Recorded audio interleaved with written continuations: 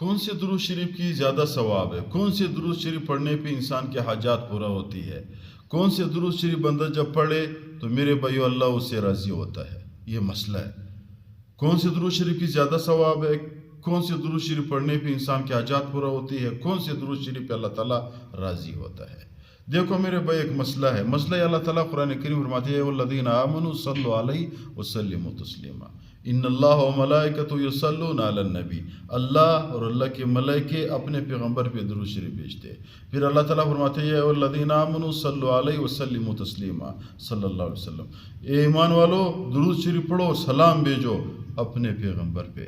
تو میرے بھائیوں، اس آیات سے معلوم ہو گیا کہ جو بھی آسانی ہو آپ کو، جس طرح درود آپ کو آسان ہو، جیسا پڑھ سکتے ہو، جو والا آپ کو یاد ہو، اللہ تعالیٰ اسی درود پہ آپ کو ثواب دے دیتا ہے۔ جو حاجات والا مسئلہ ہے، کون سی درود پہ حاجات پورے ہوتے ہیں، مختلف علماء نے مختلف مجربات کیے ہوئے، تجربے کیے ہیں کہ مثال کے طور پر درود تنجینہ ہے۔ درود تنجینہ بھی میرے بھائی حاجات کے لیے پڑھا جاتا ہے، درود ناریہ بھی پڑھا جاتا ہے، درود بیر بھی میرے بھائی صلاۃ البیر اس کو کہتے ہیں، وہ بھی پڑھا جاتا ہے۔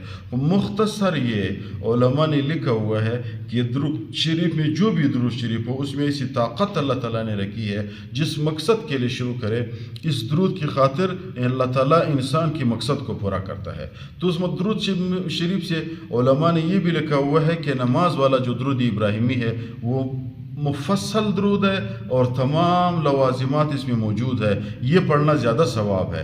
اگر انسان وہ نہیں پڑھ سکتے ہیں تو مختصر صلی اللہ علیہ وسلم یہ بھی پڑھ لے، اللہ تعالیٰ اس کو مکمل درود شریف کا ثواب دیتا ہے۔ کیوں؟ آیات میں یا الذین آمنوا صلوا علیہ وسلموا تسلیما، اس میں صلی اللہ علیہ وسلم میں صلاۃ بھی ہے، سلام بھی ہے۔ صلو سلام ہے، صلی اللہ علیہ وسلم صلاۃ ہے، صلی اللہ یعنی صلو میں سلام ہے، صلاۃ ہے، وسلم میں سلام ہے، تو صلی اللہ علیہ وسلم صلاۃ بھی آیا اور سلام بھی آیا۔